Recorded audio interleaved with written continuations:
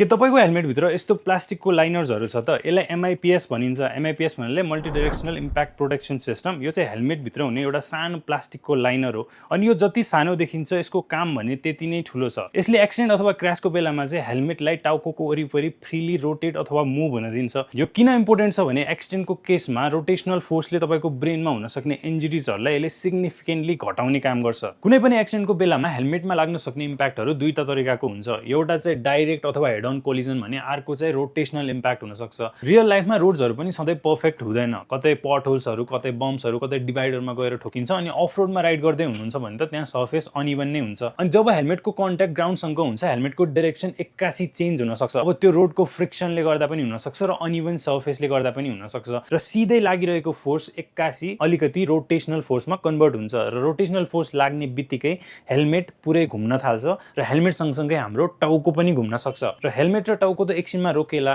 But के हुन्छ भने हाम्रो ब्रेन जुन छ, हाम्रो स्कलभित्र सेरेब्रो स्पाइनल फ्लुइडमा चाहिँ फ्लोट गरेर हुन्छ। अब हेलमेट त रोकियो, टाउको पनि रोकियो, बट त्यो इनर्सियाले गर्दाखेरि हाम्रो ब्रेन यसरी ट्विस्ट हुन थाल्छ। Now depending upon the intensity, त्यो इन्टेन्सिटी कति ठुलो छ त्यसले गर्दाखेरि त्यसले हुन सक्ने असर डिफ्रेन्ट भ्यारी पनि हुन सक्छ। तपाईँलाई सिम्पल कन्कसनदेखि लिएर इन्टर्नल ब्लिडिङ पनि हुन सक्छ, जुन एकदमै धेरै डेन्जरस हुन्छ। र यो एमआइपिएस लाइनरको मेन पर्पस नै यही रोटेसनल मुभमेन्टलाई चाहिँ कम गर्ने हो। तर यसले यो कसरी गर्छ त्यो पनि बुझौँ है त। कुनै पनि हेलमेट्सहरूमा जेनरली तीनवटा लेयर्सहरू हुन्छ। यो आउटर सेल, भित्रपट्टि इपिएस फर्म र बाहिरपट्टि यसको कम्फर्ट लाइनर्स र हाम्रो प्याडिङ्सहरू हुन्छ। अनि एमआइपिएस भएको हेलमेट्सहरूमा चाहिँ यस्तो येलो लेयर देख्नुहुन्छ हामीले, यो लो फ्रिक्सन प्लास्टिक लेयर हो जुन चाहिँ इपिएससँग डाइरेक्टली कनेक्टेड हुन्छ फ्लेक्सिबल एङ्कर्सहरूको थ्रु। अनि जब हेलमेटमा रोटेसनल इम्प्याक्ट्सहरू लाग्छ त्यो बेलामा चाहिँ हाम्रो आउटर सेल र इपिएस त घुम्छ, बट यो एमआइपिएस भइसकेपछि यसको फ्लेक्सिबल एङ्कर्सहरूले चाहिँ के गर्छ भने तपाईँको इनर लाइनर्सहरू र तपाईँको टाउकोलाई चाहिँ रिलेटिभली स्टिल राख्छ र खालि हेलमेटलाई मात्र रोटेट हुन दिन्छ। यो सानो मोमेन्टले पनि तपाईँको ब्रेनमा लाग्न सक्ने जुन रोटेसनल फोर्स गइरहेको हुन्छ त्यसलाई धेरै हदसम्म एब्जर्ब गर्छ र तपाईँलाई कन्कसन अथवा ब्रेन इन्जुरिज हुन सक्ने जुन